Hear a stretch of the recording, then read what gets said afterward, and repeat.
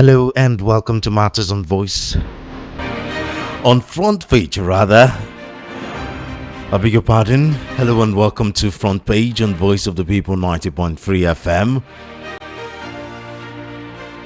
The program where we analyze our national dailies, bringing you newspaper review. Again, Ikami Jude isn't around, so I'm here to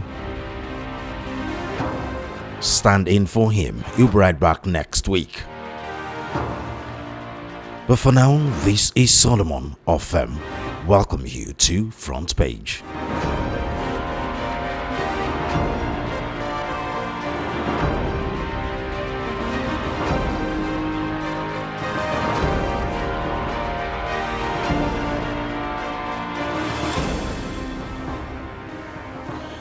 Okay, where do we start from? Punch. And the main topic, the major headlines there is 2027 opposition splits over National Assembly poll shift plan. Let's take a look at details of that. Let's see what that story says. Let's go. Okay, a fresh bid by the National Assembly to shift the 2027 presidential and governorship elections to November 2026 has divided opposition parties. While some described it as an attempt to extend President Bola Tinubu's stay in office, others agreed it could strengthen Nigeria's electoral system if properly implemented. The proposal, part of sweeping amendments to the 2022 Electoral Act, seeks to move the elections forward by about 6 months to allow all pre- and post-election litigations to be concluded before the May 29, 2027 handover date. It is scaled through the presidential and governorship elections would be conducted in November 2026 instead of the traditional February or March date. The proposal forms part of the draft amendment by the 2022 Electoral Act, which stipulates that elections for both offices must be held no later than 185 days before the expiration of the incumbent's tenure on May 29. Okay, that's what that story says. Let's see what other headlines are in a Punch. Probe begins as soldier wife found dead in Niger barracks. Miyetti Allah demands military probe over Kaduna killings. ASU strike grounds varsities, FG clamps down. In host communities, fund hits 273 billion naira. 536 project ongoing NUPRC. Other top stories: Fubara swears in SSG cautions against power abuse. Retired AIG leads probe into killings by Oshun Amotekun. Lagos rearranges kidnapped Kingpin Evans over 2 corpses murder. Okay, let's see the Metro segment, which is my best when it comes to Punch. Metro Plus. 2 Nigerians arrested in Libya for drug trafficking. A gunman abducts Abuja journalist traveling to Kwara for fellowship. Police bust Gumbi criminal hideout and seize drugs. Okay, and to business, the business segment, FG urged to monetize oil and gas reserves before demand peaks. And African ship owners unveil cadetship scheme to bridge skills gap. That's on the business side of Punch. Let's see what other headlines do we have. Okay, that's all we have from Punch. From Punch, let's move over to Daily Post, where the major headlines there. Let's see. Dangote refinery supply glitch induces fresh fuel price hike across Nigerian filling stations. Okay, that's a very interesting one. Let's take a look at details of that. The supply glitch faced by Dangote refinery has propelled fresh prices of the premium motor spirits known as petrol across Nigerian filling stations. Daily Post reports that Nigerian National Petroleum Company Limited retail outlets Ran Oil, AA Rano, Mobile, Mobile rather, Sharon and other filling stations implemented a fresh petrol price increase on Monday. NMPCL Limited retail outlet in Kubwa Express, Gwaringpa Zones, Wuse Zone 4 and 6, Berger in Abuja increased fuel by 50 or 5.5% to 955 naira, up from 905 naira per litre. Similarly, Lagos NMPCL retail outlet also adjusted the fuel pump price upward on Monday. NMPCL fuel hike triggers pump price adjustment across filling stations. The NMPCL hike has triggered an increment across other filling stations such as Renoil 930 naira, up from 910 naira, Mobile 920 naira, Sharon 920 naira, and AA Reno 920 naira within Abuja and environs. The latest fuel hike is in addition to the recent liquefied petroleum gas, popularly referred to as cooking gas, price hike to 1,500 naira and 3,000 naira per litre in Abuja and Lagos, up from 1,200 naira and 1,300 naira. That's the major headlines from Daily Post. Let's see what other headlines Daily Post have for us. Tinubu presidential pardon triggers public outrage. Then sports 2026 World Cup tickets. Nigeria, Benin Republic, South Africa in final battle. That match should be happening today. Let's go to the politics segment of Daily Post and see what headlines they have there. Ex-Minister Pantami, others may leave APC party chieftain once. Strategic Enugu APC chairman hails dissolution of ward on local government excos. Don't despair, PDP will rise again, Makinde tells party members. Zamfara APC urges Governor Lawal to reinstate 3,000 sacked civil servants.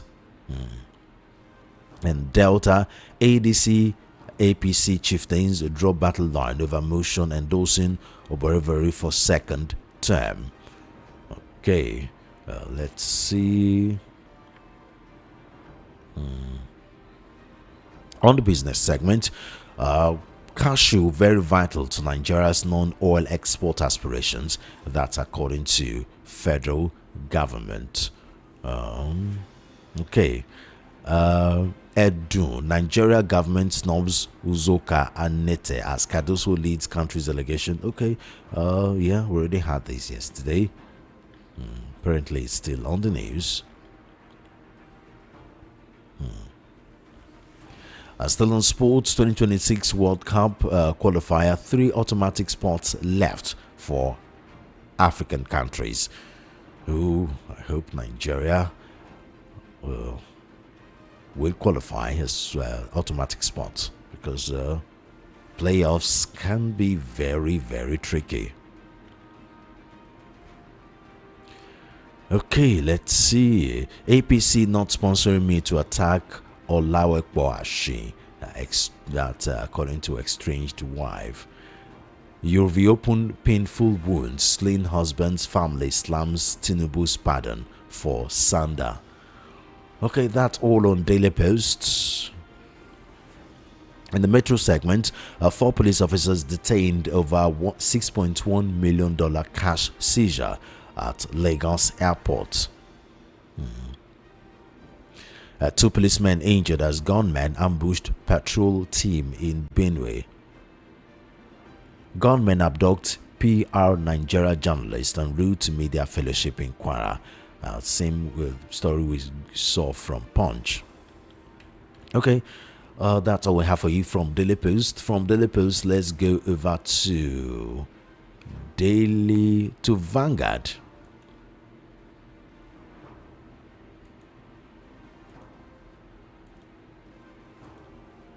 And the major headlines from Vanguard is on sports. Do or die clash. 3 teams, 1 chance. Let's take a look at details of that from our sports for the essence of our sport fans. Today is the D-Day, the day of reckoning for the Super Eagles, the day the nation is expected to pray for the players as they attempt to do the near impossible in securing qualification for the 2026 World Cup, which will be hosted by 3 countries, America, Mexico, and Canada. It is a day that will be filled with mathematics, momentum, and madness, as well as a day of drama with unpredictability and heartbreak. The Gospel Akpabio Stadium in Uyo will come alive as the Super Eagles host the Cheetahs of Benin Republic in their final Group C clash of the 2026 FIFA World Cup qualifiers. Within the qualification hopes hangs on a thread. With the qualification hopes hanging on a thread, the Super Eagles must win and rely on results elsewhere to keep their World Cup dream alive. Nigeria's 2026 World Cup qualifying campaign has been a frustrating one, marked by missed opportunities and costly draws that have left them needing a miracle on the final day. After failing to qualify for the 2022 World Cup in Qatar, losing their tickets to arch rivals Ghana, a few would have imagined the Super Eagles facing the possibility of missing out on back-to-back tournament. Okay. That's all we can take for now for the major headlines from Vanguard, which is sport related. Let's see what other headlines Vanguard has for us. Peter Obi to federal government and state, stop destroying people's property. That's a good one. And federal government direct visas to submit attendance compliance report as varsity strike begins. Okay. Let's see what other headlines we have from Vanguard. Dollar to Naira exchange rate today, October 14, 2025. Just go to Vanguard and see what the dollar to Naira exchange rate has for today, for those of us that are into international business. Functional national single windows will boost customs revenue by 20% annually. That's according to SEREC. Minister tasked insurance operators on climate change impact. Banks deposits with CBN rises 568% to 146.13 trillion naira in 9 months. That's a huge one. NNPC others hike fuel price to 955 naira per litre. Same story we got from Daily Post.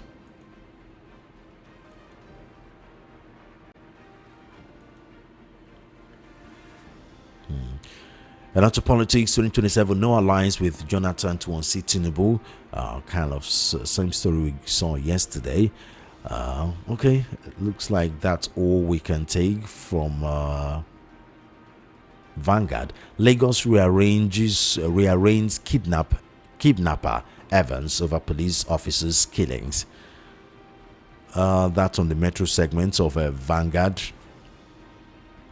Renowned activist Abiodun Aremu killed by hit-and-run driver.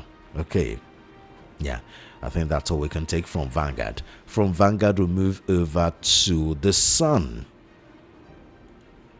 where the major headlines there is 2027 National Assembly requests November 2026 for general elections. Same major headlines story with with a punch, so we don't have to take a look at details of that. We already read that earlier on. Let's see what other headlines The Sun has for us. 6 African countries secure qualification for 2026 World Cup. And the 2026 World Cup qualifier, Bafana banking on gods. That's according to Hugo Bros. That's the Bafana coach. Senator Orjius Okalu Mens Umar Okpai, describing him as a global ambassador of faith. And of course, the Christian Association of Nigeria can Mens the cleric Umar Okpai. Let's go to the politics and power segment of The Sun. Let's see what the headlines there are saying. Enugu Agog as Governor Umba joins APC. Ooh, okay. Agwacha backs Mba's defection to APC. Midst of the stories there about the defection of Mba.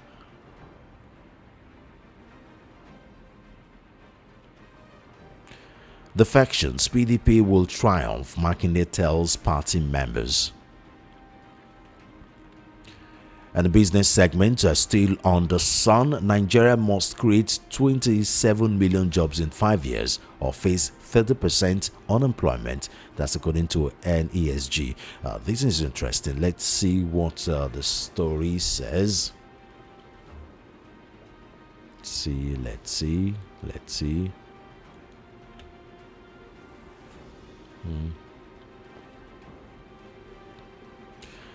The Nigerian Economic Summit Group NESG has warned that Nigeria must create at least 27 million new formal jobs within the next 5 years or risk unemployment and underemployment soaring to 30%.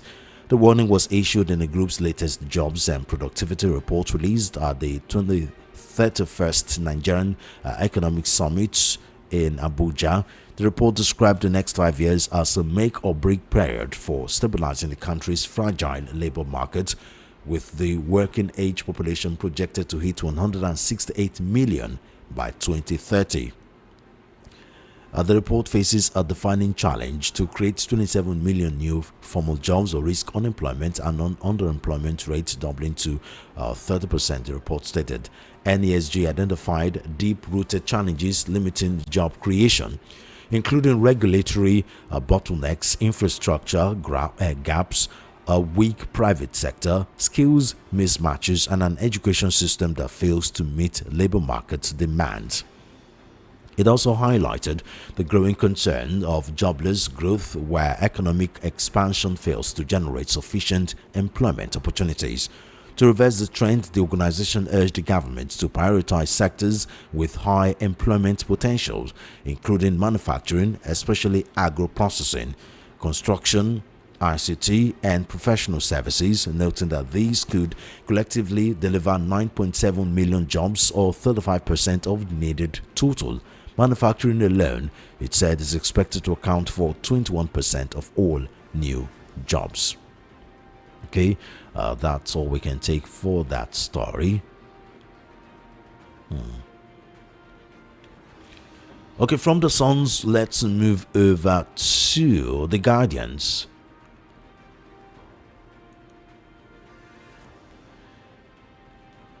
And let's see. Okay, the major headlines there. Same with so many of the other newspapers. National Assembly proposes November 2026 date for 2027 general elections. And let's see what the other headlines are saying. Labour wades into federal government ASU rift as strike grounds varsity nationwide. 72.64% Nigeria's petrol imported amid rivalry from new refineries. Okay, let's see other stories. RMAFC decries poor mining revenue remittance and moves to plug leakages. Dangote warns against using monopoly claims to discourage local investment. Okay. Vehicle manufacturers to build CNG plant in Bayelsa. That's good news. Let's see. EU Nigeria strengthened partnership with 320.5 billion naira agriculture credit support. Experts blame aviation insecurity and complacency, excessive reliance on technology.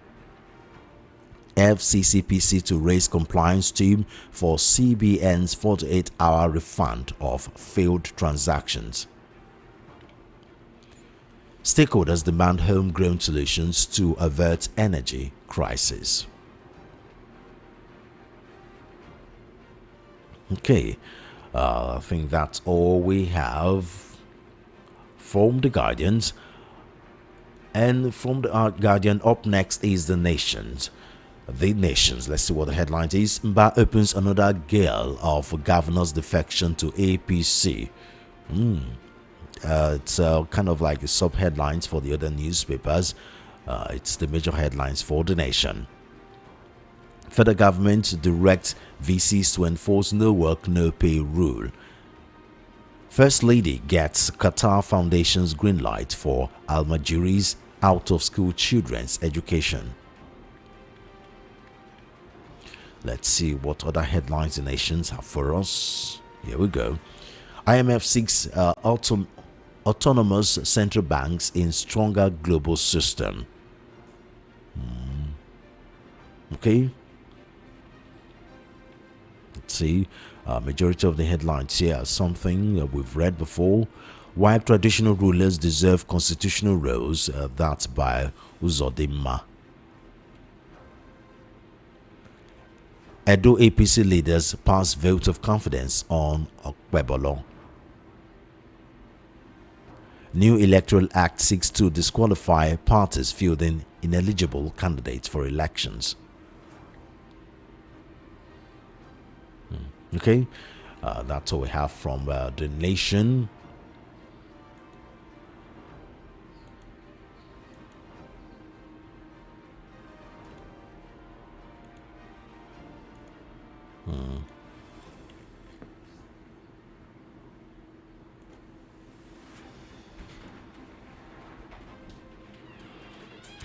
Okay, we now join Rufai Oseni to help analyze the newspaper. We'll be right back.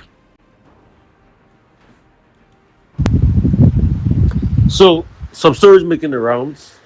All things being equal, by Tuesday, the Enugu State governor will officially decamp to the APC. Although, I mean, there have also been talks with him that he should not leave. The PDP is trying last minute measures, but he is long gone. And the reason why he is gone is because of the scenario, what panned out, the Ude Okoye scenario, where Ude Okoye was already made the secretary of the party, but Anyanwu came back as supported by Wiki and some other people and got the position again. And some people felt disgruntled in the party, saying that Anyanwu, a man that had already gone to run for governor, should not be given a chance just to come back like that. So there's been a lot of back and forth as regards these matters, a lot of back and forth. And the truth has to be said. See, that's why we keep calling for sanity in the PDP, but the PDP will never have that level of sanity.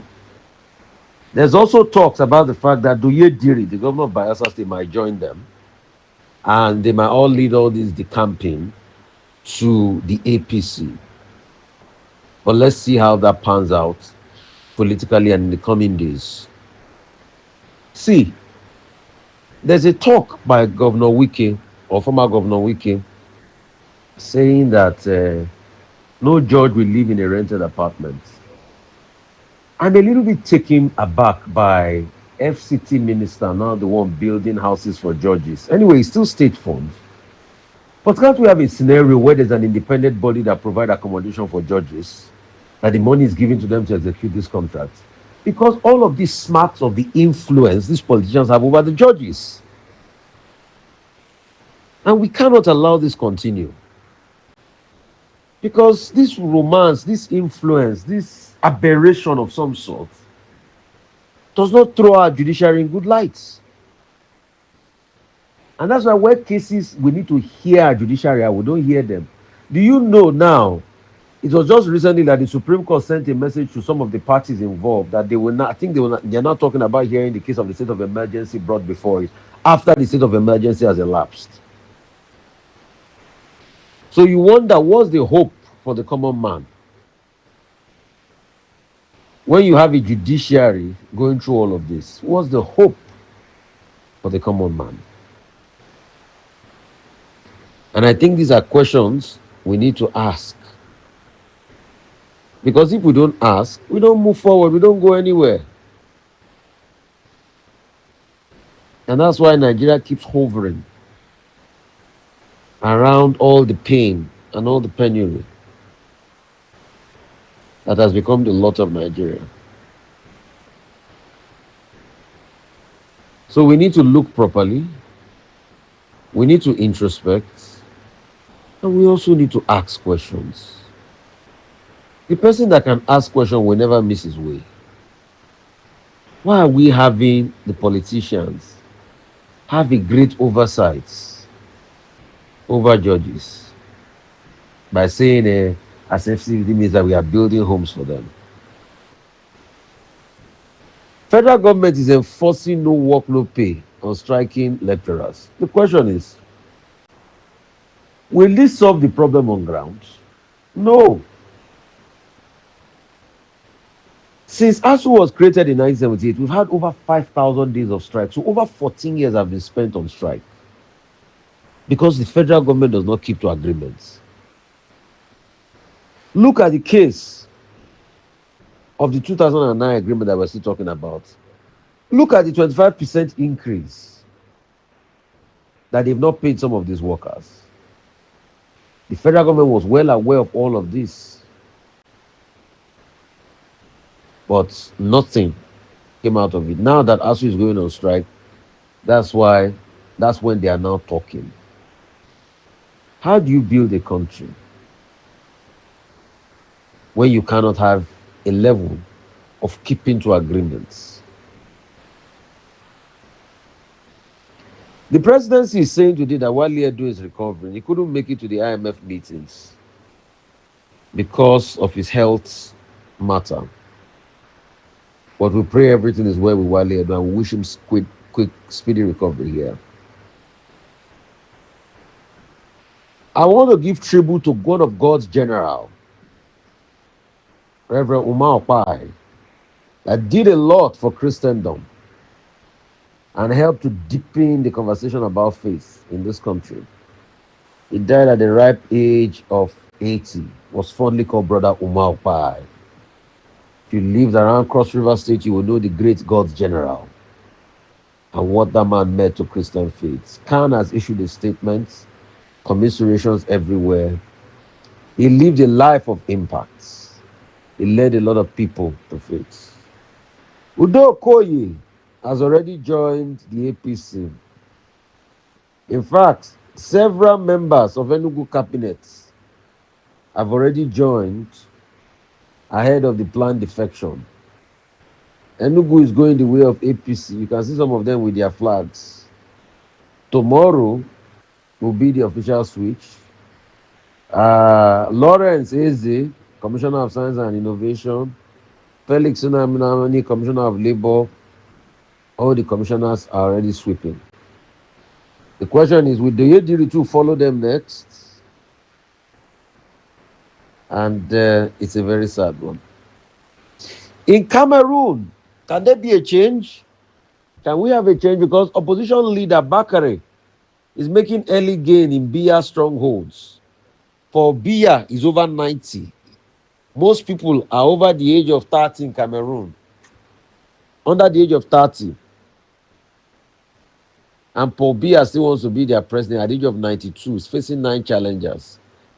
Let's see if they're going to be able to manipulate the election to favor Paul Biya again. But when will these sit-tight African leaders leave this continent alone? Only time will tell. So we're also looking at those stories this morning. The federal government is leaving Konwa out of the no work, no pay because Konwa is not going on strike. So there are 2 labor unions. Although a lot of people have argued that Konwa is sort of like government-backed, because when ASU is going on strike and ranting fire and brimstone, Konwa does not do anything. Konwa has about 10,000 members. ASU has about 70,000, 80,000 members. So Konwa is not going to be affected by this no work, no pay. Floods still killing a lot of people. Floods killed 236 people across FCT and other parts of the country. And that's the sad reality of our country today. This year, according to NEMA, the flood dashboard, about at least 236 people lost their life from devastating floods in 27 states of the Federation. 409,000 Nigerians have so far been affected in 117 local government areas. with thousands displaced and excessive damage done. That's the state of flood. The question is, have we learned anything? No. We will still do it next year. And please, I would like to speak on all this pardon. You see, Nigeria has now become a joke to the extent that we pardon criminals, drug pushers, drug cartel members. That's the people we pardon. People they have killed their husbands. You see, the pardon by the president is supposed to be on the discretion of the president, that the president will know what proper people to pardon in the prerogative of mercy. But it's as if it's just been dashed. Pardon is now being dashed to people with questionable character. So it's a very sad one. Look at Farouk Lawan. So the question is, why are we even having NDLEA to fight drug peddlers if we still have a president that pardons them in the end anyway? We need to be able to call a spade and speak truth to power and say it the way it has to be said. Nigeria's oil production dropped by 2% to 1.39 million barrels in September. That's what OPEC is saying. So all the time that the government keeps saying that we need 1.6, 1.7 million barrels, I don't know what we're talking about. The labor activist Abiodun Aremu dies in a hit and run accident. Very sad one. Sad one. Bandits are now reaching truce with community leaders in Katsina. You see, at the way and rate at which we are going, people can't clamp down bandits. I'm sure at some point people will even be pushing for the pardoning of people like Shekau. Bandits that we ought to fish out. How can they be reaching peace deals with community leaders in Katsina? And we keep looking and we can't talk. We are not building a country, we are building a joke factory. Because no society thrives on this.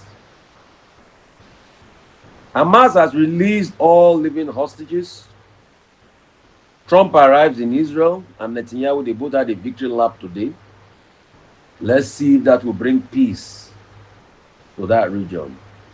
But there was a report of some skirmishes and some fights between some factional groups in Palestine, some local clans versus Hamas. About 27 people lost their life. We need peace in that region as Israeli troops are moving out of that region. These things are things we should look at and look at properly in the interest of our nation and national development. Because if we don't do that, we don't move forward as a nation. We don't move forward as a nation. ASU strike is disrupting examinations in Nigerian universities. That's the sad one that is happening. Global mortality rate has declined by 67%, but we still have a lot of problems with infant mortality and other forms of mortality in Nigeria. And these are some of the stories, making around Nigeria and around the world. And we need to keep saying all of these things for the interest of sanity and peace.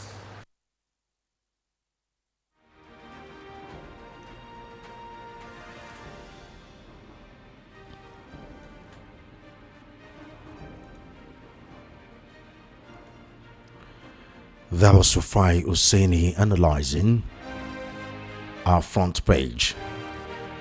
Joining me to further analyze is Prince Chilaka. Of course, he's a current affairs analyst. Mr. Chilaka, thank you very much for joining us on the news. Yes, good morning. How are you? Good morning. So, the major headlines, quite a number of them to talk about. Where do we start? Okay, let's start from the National Assembly proposing a November 2026 election and handover. What do you understand about that bill? Well, I think if it is done well, I mean, with all sincerity, I think it's going to give room for all necessary judicial issues to be resolved. And then, so we know that when you're being sworn in, you don't have any baggage on your back, or, yes, but is that what we want? Is that the kind of reform Nigerians are really asking for now? There are issues that people have been talking about, and the National Assembly is like sleeping over it. So they just wake up and decide what they think Nigerians should want. Things don't work out that way. That's not democracy. We've been talking about this issue of people decamping from one party to another and holding on to, the structure and largesse of the party they are living. I mean, we need to stem that. We need to be able to say no. If you're leaving, say you're leaving PDP to join Labour Party, you give up that office that brought you there. And we also need a reform regarding the transmission, collation of election results. So this whole idea of, snatch it, grab it and run has to end. People can't, be feeling unsafe coming out to vote because they are not protected. But we want a situation where when people come out to vote, that they are protected and that votes are protected, votes are counted, and, the will and right of the people are what is stated out. I mean, those are the kind of reforms we're asking for. So I think that, the National Assembly is already jumping the gun. Start from, the little one and then come up. The fundamentals. Exactly. That's what they need to do. So if they start from there and people see the way they're going, people will appreciate it and support them. But, they're just trying to, leave the question and jump to the answer, not minding how people feel about it. But we know Nigeria, when you put that now, will it work? Will the political class allow it to work? So the National Assembly is acting as, they're trying to do it in such a way that whatever they're doing with this electoral law is something that will favor them. And that is where I have issues with them. Address issues such a way that the Nigerian people would begin to trust the National Assembly.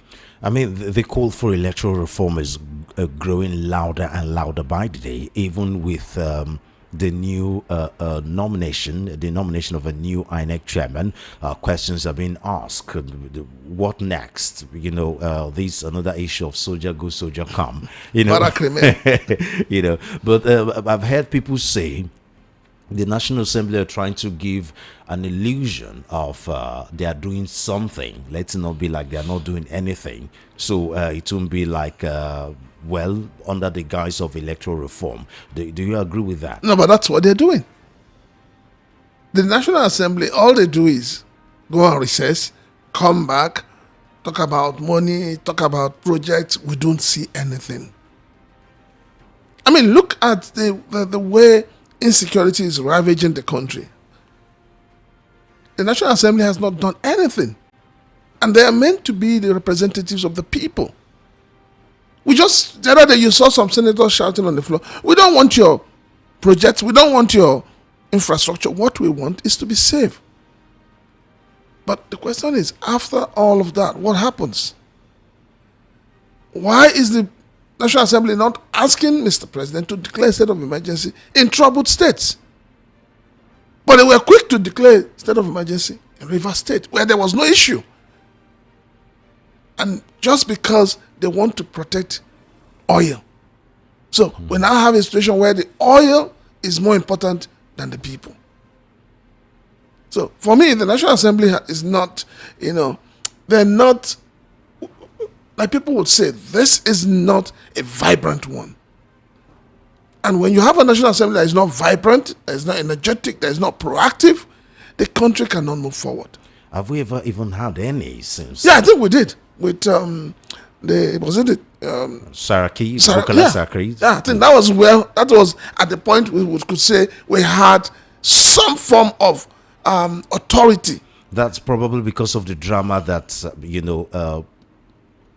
happened before Saraki became the president. Yeah. He wasn't exactly the front runner. Exactly, where the presidency did not decide.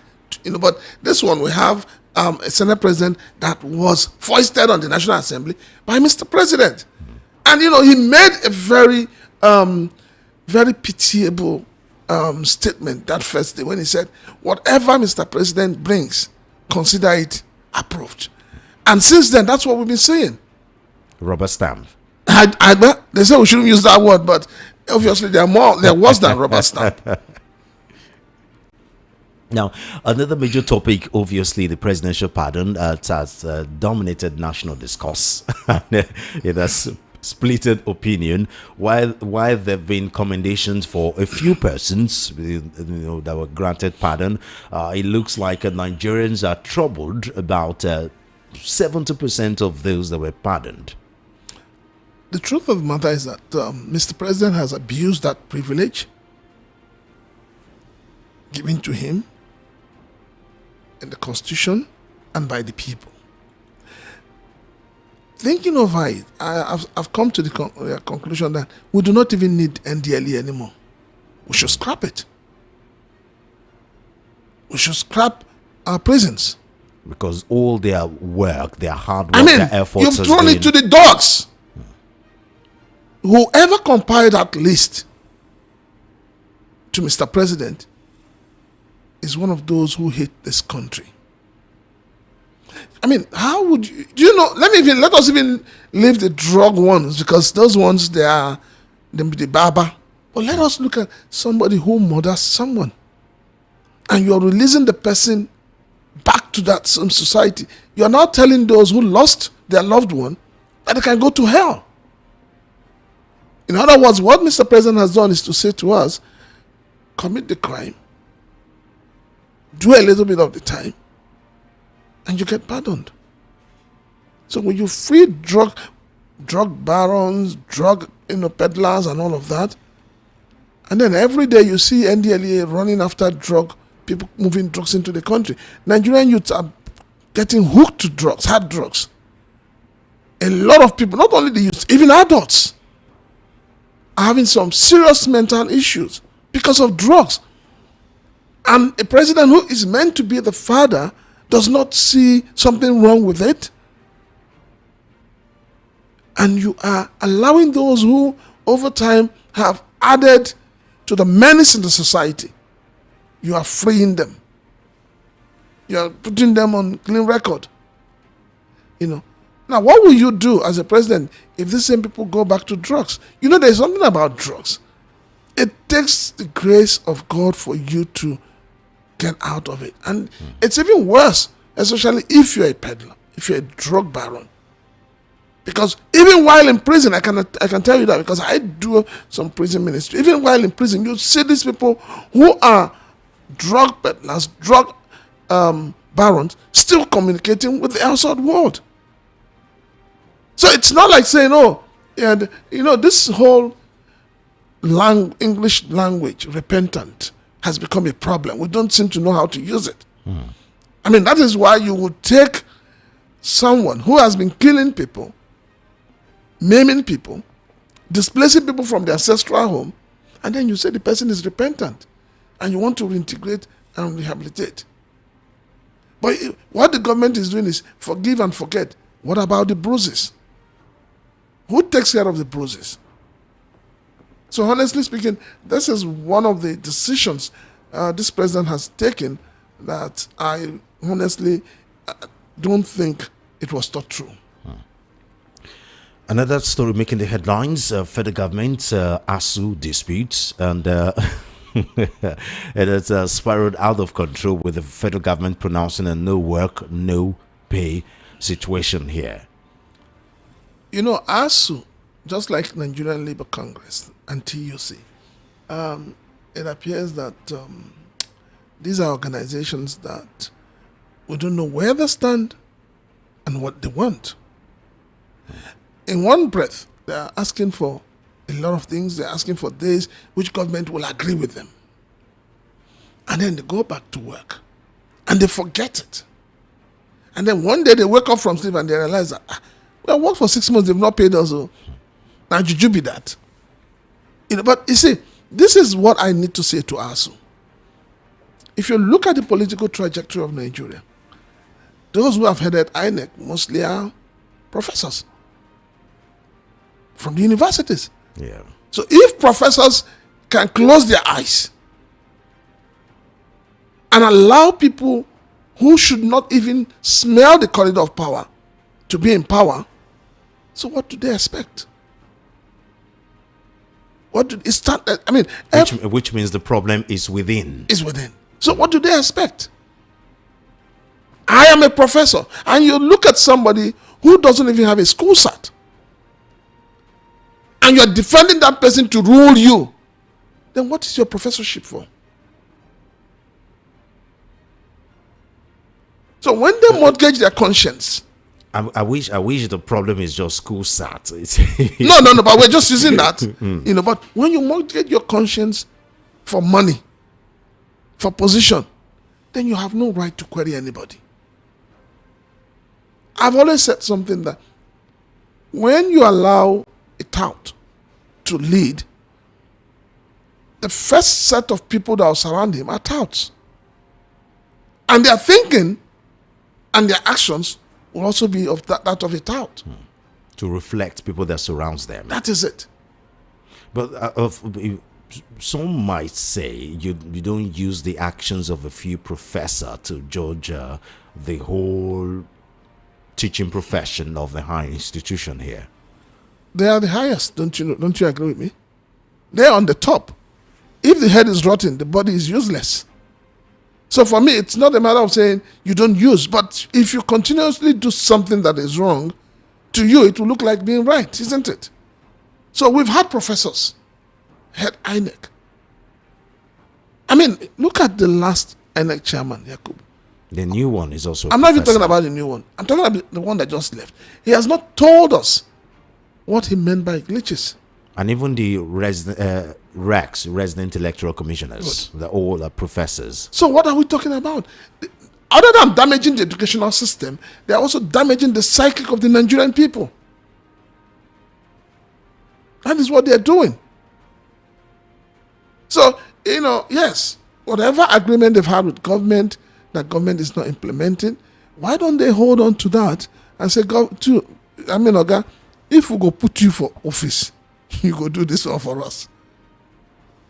But, when we talk about the educational system in Nigeria, honestly, it is becoming something else.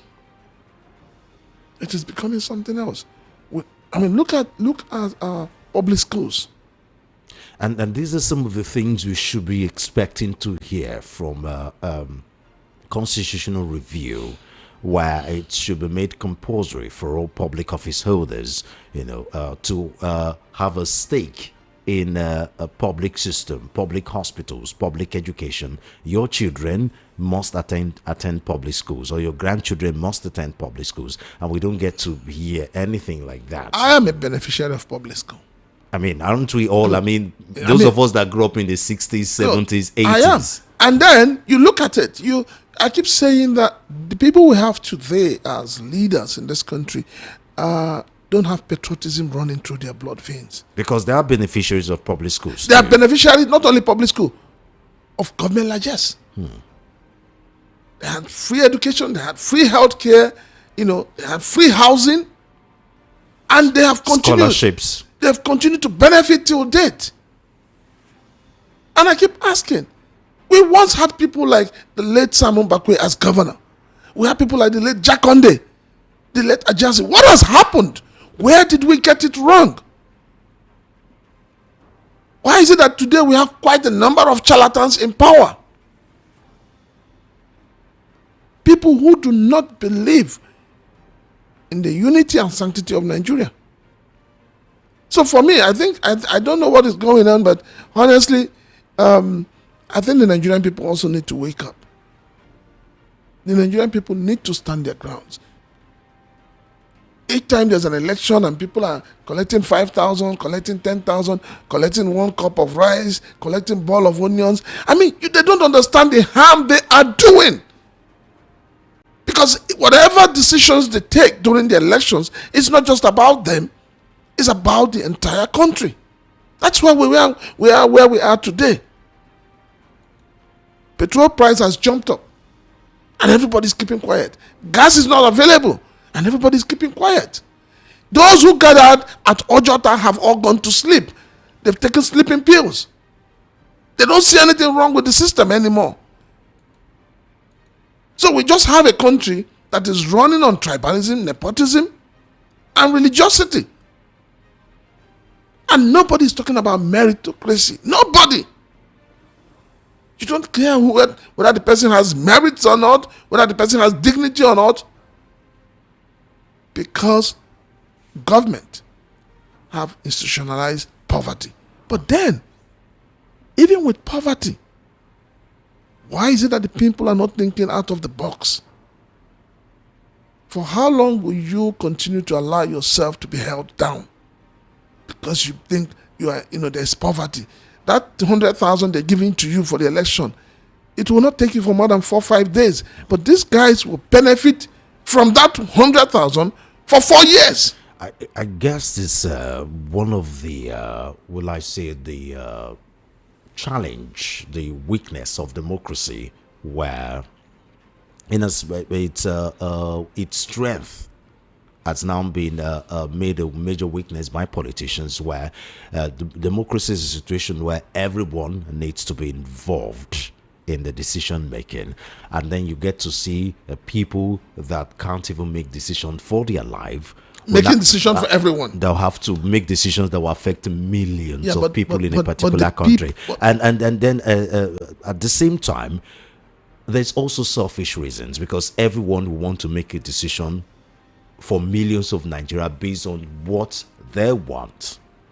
The problem is this: the political class have never asked Nigerians, what do you want? As a father, you don't just wake up from sleep and say, today my children won't go to school, or today my children won't eat lunch, or they won't eat dinner. No.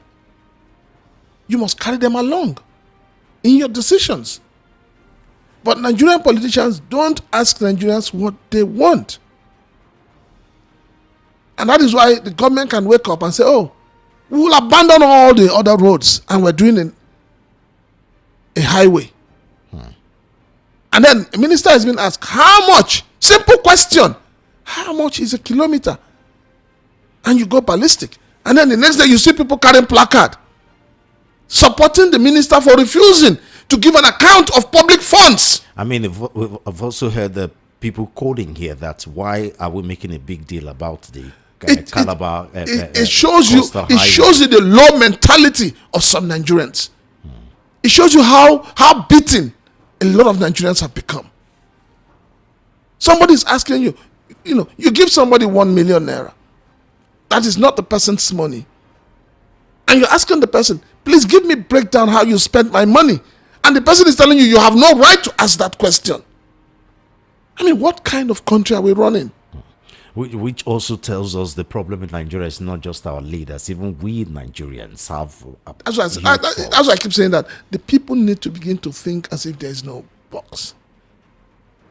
When they ask you to carry a placard, make sure that you're carrying a placard that in 10 years' time, the shame of what you have done will not rubbish your children.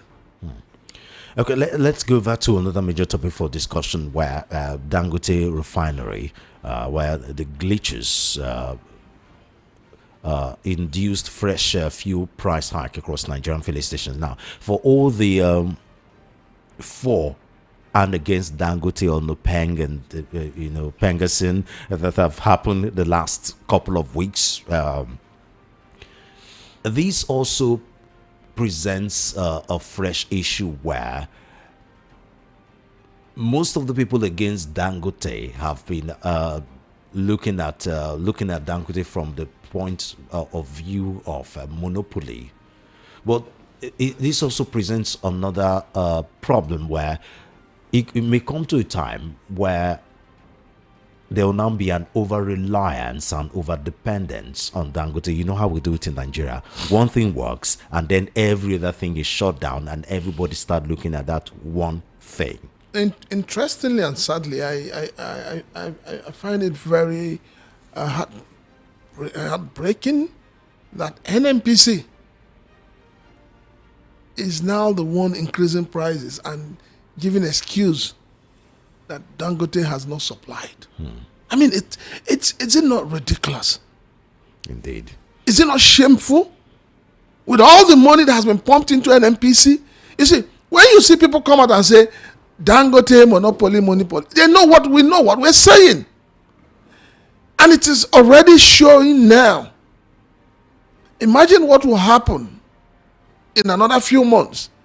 And, Dangote decides that, we're not supplying and we're not going to supply for a few days.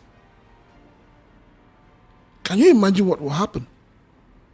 We're already getting to that level where the thing we're scared of, the thing we're running away from, is already getting to us. It simply shows you that NNPC has gone completely moribund. And it should be sold out. I mean, it was sold out before the Obasanjo regime, and then Yaradua came and overturned that. Well, he said that the process was flawed. And we all know that the process under which a lot of things were sold, national assets were sold under Obasanjo. Well, under Atiku, because he was in charge in terms of privatization and all of that. It was flawed. So if the thing was sold the right way and the right value, I do not think that a year or two late. But how do we come about the right value there? Because the dilapidation in those refineries cannot be quantumed. Well, they didn't do their due process well. You can't say because something has a crack that you should have sold for 1 million, you now sell it for 1 naira. When you know that that crack can be fixed with 10 naira. So these are the things involved. But we are right now at the mercy of Dangote, whether we like it or not. Look at what's happening with gas. Most outlets where gas are sold are not having. And those who have are selling between 3,000, 2,005, depending on where you're buying from. And there's queue. First time in the history of Nigeria, Nigerians are queuing for gas. Yeah. We're used to queuing for fuel and kerosene. I mean, is it? And petrol. It shows you how we're going backwards. Rather than moving forward, we are going backwards as a nation. So there is something fundamentally wrong.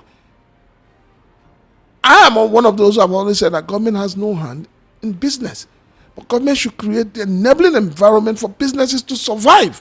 And to thrive. So the whole idea of NNPC and all of that, with what has gone in and with what we're getting, it is high time a radical decision is taken. Else, we will end up being held to ransom by one man. Now, there's a story in Vanguard which raises a whole lot of questions here, where Peter Obi is saying to federal government and state government to stop destroying people's property. The rate at which people's property are being destroyed, not just in Lagos, obviously more in Lagos, but we get to see that a lot in so many other states, is becoming alarming. And especially when we now get to find out that years later, the owners of these properties have never been compensated. Now, the state government is doing the same thing now, using the rainy season as an excuse. And then the counter argument obviously is going to be, well, why didn't you do this before the rain comes? Do it properly and compensate the property owners. And Peter Obi is raising this to a national discourse again. This is something we can't throw under the boat. We need to address it, and we need to address it with all sincerity of purpose. I have always said that any peace devoid of justice is peace of the graveyard, and that is what the governors across the country are doing. When people are building these structures, it's not like you don't see them. So why not stop them when they start building? I'm sure you get what I'm trying to say. Stop them. So why allow people before the project starts at all? So why allow people to build, move in, spend few years in it, 2, 3 years, 4 years, 5 years, 10 years, and then all of a sudden you remember, oh, they shouldn't have built it here. It is the height of government irresponsibility. Because they'll definitely need to get a building permit before And somebody erecting gives it that to them. structure. Yeah. I mean, if you go around Lagos today, you see when people start building new houses, you see the Lagos State, is it Lagos State Land or whatever, building control. They will come and mark your house, apparently inviting you to their office. And then when you go, you enter into some form of arrangement or settlement with them, into some kind of discussions with them. And then at the end of the day, they ask you to continue. And then 5-10 years down the line, another government comes and says, no, pull this building down. And the way they pull these buildings down, they don't even consider the fact that, there could have been another way around it. If you say somebody's building is sitting on a drainage, why don't you give the person the option of rechanneling that drainage, paying the cost? If he doesn't have the money, you can do it and then send the bill to him and give him a time frame to pay back. So we keep talking of the fact that there are no accommodation. We don't have enough houses. And yet those that have managed to build, you wake up and you destroy. And unfortunately and sadly, sometimes when these buildings are taken down, these lands are reallocated to some other person. And you just wake up and you see some other person on that same demolished spot building his. A lot of people are looking at it as political, motivated. But when you do the wrong thing, you open yourself up for people to say all sorts of things. Speculations, I rumors. think it is high time, government should become more sensitive about the plight of the people. When people do something wrong and you bring out a sledgehammer to kill a mosquito, you're not being fair. And then considering the way clemency is being dashed out by Mr. President, I think the state governors too should apply, clemency on those that are demolishing their structures. Well said, well said. Mr. Chilaka, thank you very much for your time. It's always a pleasure talking to you. You're welcome. That was Prince Chilaka, current affairs analyst, talking to us right here on front page on VOP 90.3 FM. Okay, the phone lines are open now for you to make your contributions. 0700 903 903 903. And there's 003-692-9933. So only have like roughly 20 minutes for me to pick your calls and your messages. So I apologize for that, but of course you know how we do it. On the other side at 10:30, we will have all the time for you to make your contributions, for you to make your call, and I'll read your messages. But for now, let's just see how many we can take between now and 8:25 while we leave the space for the next show to come in. So where do we start from? Okay, hello. Good morning, Solomon. Good morning, welcome to VOP. Tell us where you're calling from, please. My name is Obina, calling from Ejigbo. Obina from Ejigbo. Talk to us, sir. Yes. Everything we are doing in this country, we are doing it as a kid, as that we don't have direction. Pardoning criminals. There is people in the prison that did not commit any offense. They have spent many years there. They have spent many years. You don't look at their side. You are pardoning criminals, cocaine pushers. It's not right. Sometimes then we say that we are demarketing Nigeria, but they are the ones demarketing Nigeria by their character. Outside world are hearing these things. They are hearing all these things we are doing here. There is nothing moving, nothing. Our government are not doing something right. They campaign from another party to another party. There is law that guide it, that if you decamp from the party that gives you seat, you will leave that seat. But they look outside that, doing something as if sometimes they say we don't have law. The law is only interpreted to the poor masses, the less privileged ones. We are not doing anything. We can't move forward like this. Tribalism, nepotism all over. Thank you very much. We can't move forward. Thank you. Thank you. Good morning. The federal government needs to keep dialogue with ASU rather than threatening them with no work, no pay they can't stand. President Tinubu should please listen to the court of public opinion concerning the presidential pardon he granted to some murderers, drugs dealers, and looters of Nigerian treasury, and reverse his decision to return them to prison to serve their jail term. The federal government should do all they could to bring the price of cooking gas down if truly there are people friendly. Benjamin from Shogunle. That's a good one, Benjamin. Hello. Hello, good morning. Good morning. Welcome to VOP. Tell us the name where you're calling from, please. My name is Shola. I'm calling from Egada. Okay, Shola. Okay, Shola. Go ahead. Yeah, Talk to us. I think interest is you read about the House of Assembly proposing that the election should hold by November also 2026. Yes. Am I right? Yes. Okay, now the question is, are they the ones, just like the analyst mentioned? It's like Nigerians don't have a right anymore. Nigerians don't have a say anymore. And these people, they plan ahead. What is, okay, even when the nation votes like that, and people start going to court with their contentions here and there, which judiciary will preside over the case? People know they are planning ahead, but I blame Nigerians for all this. Sola sang that song, sings. Nigerians, I know one guy, and we are slow to those side. And we are not ready for this election. Because even for the president to have picked INEC chairman, Nigerians should have been going to the national, we should go on the street, to demand for what we want. We are not ready. We are not ready. I'm just telling you, we are not ready. So sad. That's just my worry. Have a nice day. So long. Thank you. Have a nice day to you too. Mazigo Chuku, aka Elder General from Ishere Osun, our ruling party should bear in mind that bullying is not part of democracy. I support ASU. They should stand on their demands. Presidential pardon to drug barons and murderers is a sign of decay in our democracy.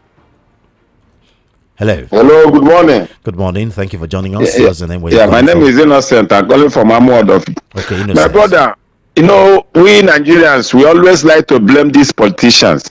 Politicians like this current government now, when this man is in opposition, he do everything. And when you are doing your work very well, you get answer. This man did everything to get where he is now. So those like Atiku and Peter Obi and others who is now in opposition, can't they do something also as this man did that time? Nobody need to beg any current government to do anything because they fight before they're there. So now, if these people that try to be opposition cannot do what they're supposed to do, my brother, let this man continue. But if they can do what they're supposed to do, they will finally get a good answer. Thank you. Thank you. It's now glaring that power pass power, position pass position, and Organa Baba. It's no longer news that the president at any time has always flown abroad to receive foreign medical treatment. It's unfortunate that the president, who has been contemplating on flying the finance minister abroad simply because he would have loved to use him to promote his usual propaganda, with which the aim is to try to convince what I mean is to confuse Nigerians and healthcare services under the present administration has proved greatly, just like we were told some times ago that foreigners now uses Nigeria hospital. Permit me to ask, has anyone come across one of those so-called foreigners receiving treatment in any of our either private or public hospitals before or now? I score this government A1 in the course Propaganda 101. God bless Nigeria. Timitokwe Onatoye from Ijagemo community. Hello. Hello, good morning. Good morning. Thank you for joining us. Tell us the name where you're calling from, please. Hello. Sorry, call us back. We can't hear you. Call us back, please. Nice morning to you all in the studio. Presidential pardon. The security agencies that arrested and tried the drug barons and the murderers are in very big danger. Even the judges are not are not spared because drug barons don't easily forgive. No work, no pay by President Tinubu cannot stand. This current president fought against all the things when he was in opposition. If partners in looting are jumping to APC, we the ordinary citizens, are we following them? Capital no. Your president lost Lagos State, even lost his polling unit in the Ikoyi when his own person is a sitting governor. So all these governors jumping to a failed party means nothing. 2027 is looters of our commonwealth versus the hungry Nigerians. Oh God, arise and trouble those that are troubling Nigeria. Mayor from Ikotu Egbe. Now he raises a very valid point here. A lot of these criminals, murderers are being welcomed back into society, where these police officers or NDLEA or judges that presided over their situation would be in danger here. For me, it's a slap on the system. Actually, it's a stain on the judiciary. It simply shows that the judiciary, over time, have allowed themselves to be politicized. They have lost that, that independent mindset. And so whatever comes to them, they should take it. But the truth is, like you said, drug barons. Don't you think the legislature and executive had also weaponized poverty to these judges? I mean, look at they just started reviewing the salaries of a lot of these judges, which is a far cry from the largesse that the executive and the legislatures enjoy in this country. Because the judiciary and the legislative have not stood their grounds. They are supposed to be independent, every one of them. They are the three arms of government. So why allow one to overpower the other two? So for me, whatever happens now, I just hope we don't turn Nigeria into a dangerously war zone. Okay, let's pick more calls. Hello. Yeah, good morning. Good morning. Thank you for joining us. Tell us the name where you're calling from. My name is Billy. I'm calling from Egbe. Okay, Billy. Yeah, what I'm trying to say is that Nigerians, we like to lament, and when we know the truth, we will say it. We like to join the bandwagon. The only thing I want to say is that now it appears if the only party we have in Nigeria is APC, as almost all the governors are decamping there. But the governors and their ministers, they are very few compared to the number of Nigerians. Let all Nigerians declare in themselves and within the communities, we must vote this government out. If the populace decide to vote them out, no matter how many they are, we will vote them out. But the problem again we have is that our electoral system, the people in the INEC, the judiciary, like what happened, we support them. Then we decide what to do with them whenever they want to change their votes. Our money should not be changed again. We cannot keep on blaming Obi, Atiku. Only two of them cannot fight them. We, the populace, will fight them, okay, and they give them support. Okay, thank you. Please, that's what we should do. We should decide to vote them. APC is no government. We know. Thank you. We ended the Biafra war and you do not like the Igbos. Why are you against them leaving? That's according to Sowore. Human rights activist Sowore has raised questions about Nigeria's historic treatment of the Igbo people and the contradictions he perceives in national discourse regarding unity and self-determination. Speaking in an interview with Newsman, Sowore referenced the Nigerian Civil War and its aftermath. We went to civil war, fought against the Biafrans and killed over 4 million people. We ended the war and said nobody was defeated. He recalled, and if you don't like the Igbos, why are you against them living? That's the question I'm asking, especially those people from other parts of the country who always say, oh, you can't trust these people, we don't like them, they fought against us. Sowore stated free Mazi Nnamdi Kanu now, Kilo from Baroa, Ijesha. Okay. Greetings to you, Solomon. Prince Iotek from Arena Market. If there's free and fair election, only one candidate will unseat Tinubu. As for Mba to defect to APC is a big blow to APC, to PDP rather. But from every indication, it's obvious that those in power want to make the country one party state. Let them release Mazen Nnamdi Kanu. Thank you very much. Hello. Hello, good morning, Solomon. Good morning. Thank you for joining us. Tell us the name where you're calling from. I'm Mr. Macaulay from Apoluku. Mr. Macaulay, talk to us, please. I have a question. My question is this.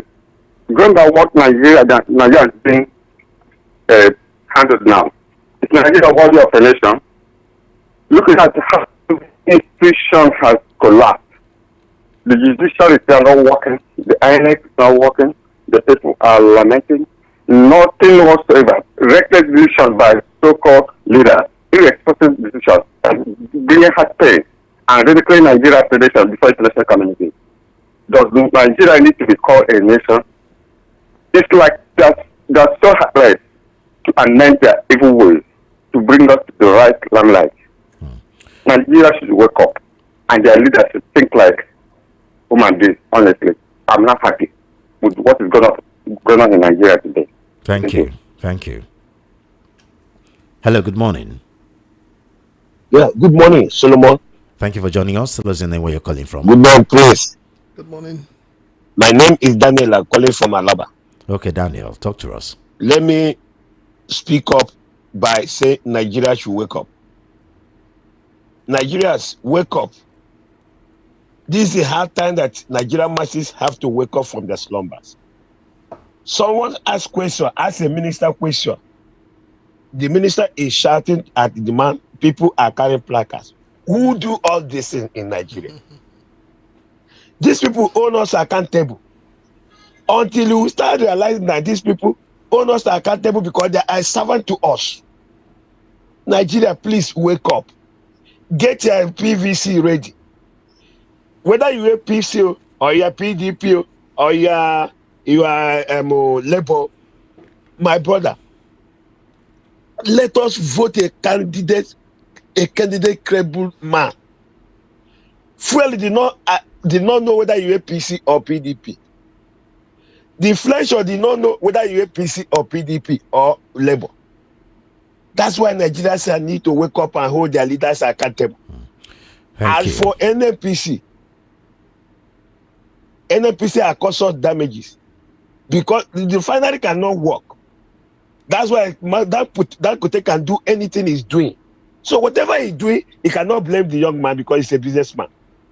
Okay. Can your own private refinery work?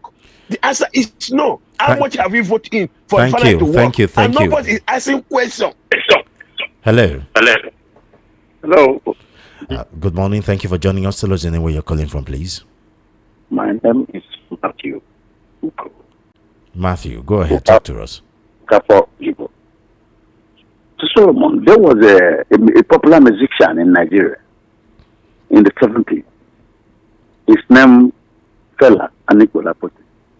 He had a song called VIP.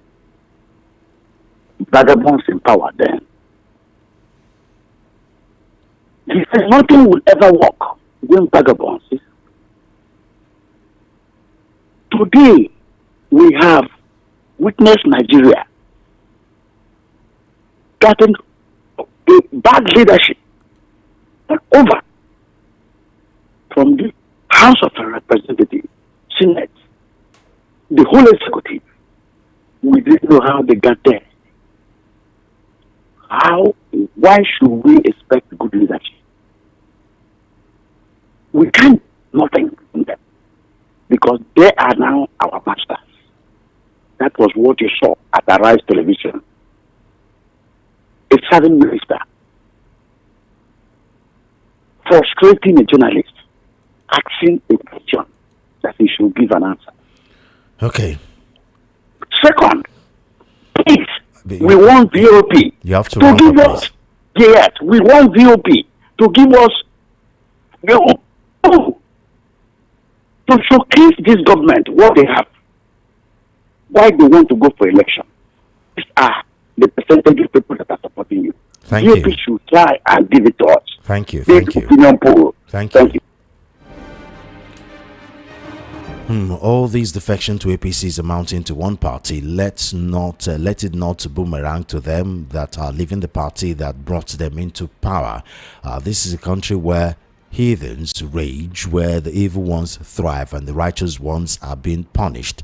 Neka from Surulere. Thank you very much, Neka. A government freeing drug barons and convicted murderers is a joke taken too far. Eris from Ago Palace.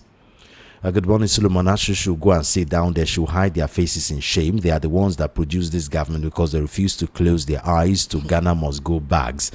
This government they manufactured is their product. Therefore, they should expect to be taught a bitter lesson from them. We are watching.